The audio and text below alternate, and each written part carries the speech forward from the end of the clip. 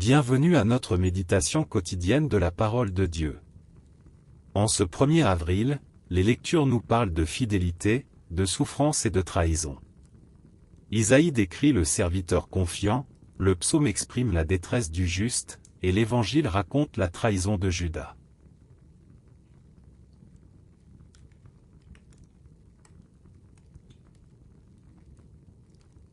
Première lecture. Lecture du livre du prophète Isaïe. Le Seigneur mon Dieu m'a donné le langage des disciples, pour que je puisse, d'une parole, soutenir celui qui est épuisé. Chaque matin, il éveille mon oreille. Pour qu'en disciple, j'écoute. Le Seigneur mon Dieu m'a ouvert l'oreille. Et moi, je ne me suis pas révolté, je ne me suis pas dérobé.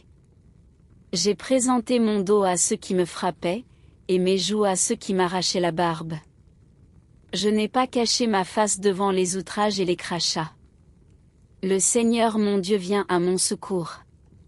C'est pourquoi je ne suis pas atteint par les outrages, c'est pourquoi j'ai rendu ma face dure comme pierre, je sais que je ne serai pas confondu. Il est proche, celui qui me justifie. Quelqu'un veut-il plaider contre moi ? Comparaissons ensemble. Quelqu'un veut-il m'attaquer en justice ? Qu'il s'avance vers moi. Voilà le Seigneur mon Dieu, il prend ma défense. Qui donc me condamnera ? Parole du Seigneur.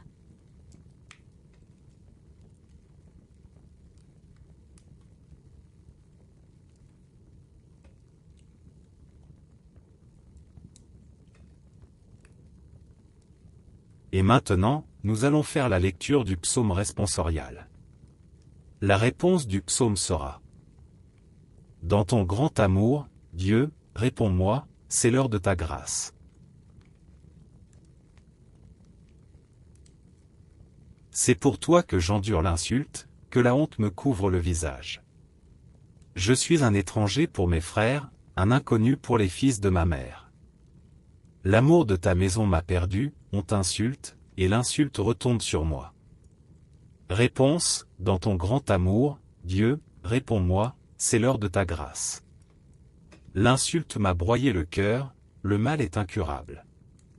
J'espérais un secours, mais en vain, des consolateurs, je n'en ai pas trouvé. À mon pain, ils ont mêlé du poison, quand j'avais soif, ils m'ont donné du vinaigre. Réponse: Dans ton grand amour, Dieu, réponds-moi, c'est l'heure de ta grâce. Mais je louerai le nom de Dieu par un cantique. Je vais le magnifier, lui rendre grâce. Les pauvres l'ont vu, ils sont en fête. Vie et joie, à vous qui cherchez Dieu. Car le Seigneur écoute les humbles, il n'oublie pas les siens emprisonnés. Réponse: Dans ton grand amour, Dieu, réponds-moi, c'est l'heure de ta grâce.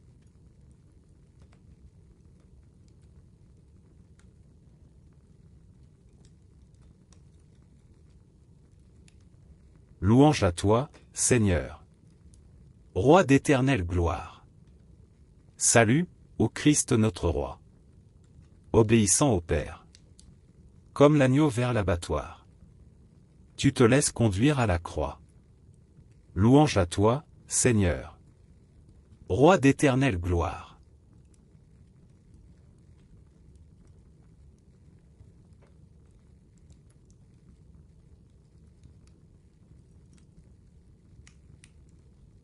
Évangile de Jésus-Christ selon saint Matthieu.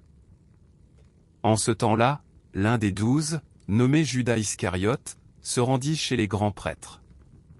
Et leur dit: Que voulez-vous me donner, si je vous le livre ?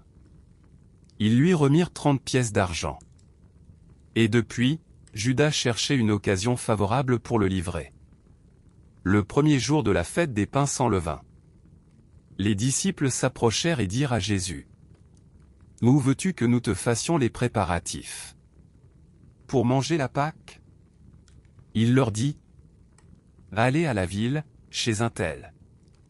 Et dites-lui, le maître te fait dire, mon temps est proche, c'est chez toi que je veux célébrer la Pâque. Avec mes disciples. Les disciples firent ce que Jésus leur avait prescrit et ils préparèrent la Pâque.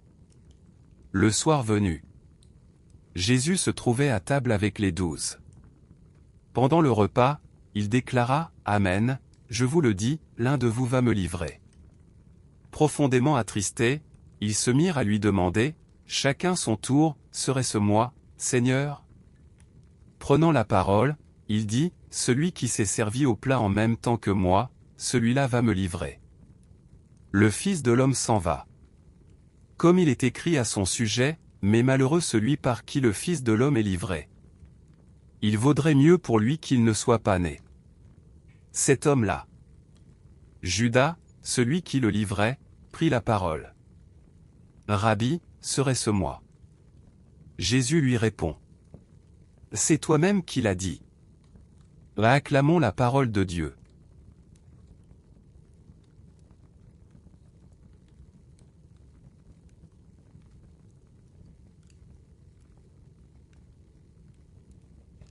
La première lecture nous montre le serviteur de Dieu qui accepte les outrages et les souffrances. Il ne se dérobe pas, il ne cache pas son visage. Sa confiance est totale, le Seigneur vient à mon secours. Cette attitude annonce Jésus, qui accepte la passion par obéissance au Père. Le psaume exprime la détresse du juste persécuté, insulte, solitude, trahison. Mais il proclame aussi la confiance dans l'amour du Seigneur, qui écoute les humbles et ne les oublie pas. Dans l'Évangile, Judas livre Jésus pour 30 pièces d'argent. La trahison est annoncée au cours du repas. Jésus révèle que le Fils de l'homme s'en va comme il est écrit, mais que malheureux est celui par qui il est livré. Cette scène montre la gravité de la trahison, mais aussi la fidélité de Jésus à sa mission. Aujourd'hui, la parole nous invite à la fidélité et à l'espérance. Comme le serviteur, nous sommes appelés à rester confiants dans l'épreuve. Comme le psalmiste, nous sommes invités à proclamer l'amour de Dieu malgré la souffrance. Comme Jésus, nous sommes appelés à rester fidèles même face à la trahison. Dans nos vies, il est facile de se décourager face aux épreuves ou aux trahisons. Mais la parole nous assure, Dieu vient à notre secours, son amour est plus fort que la souffrance.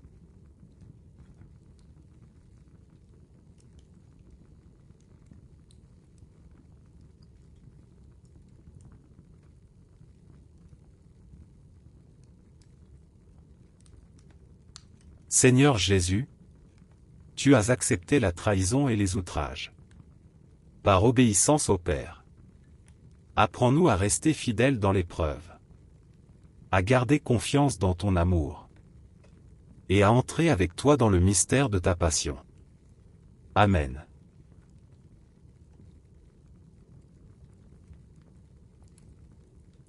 Que le Seigneur vous bénisse et vous garde. Qu'il fasse briller sur vous son visage et vous donne la paix. Au nom du Père, du Fils et du Saint-Esprit. Amen.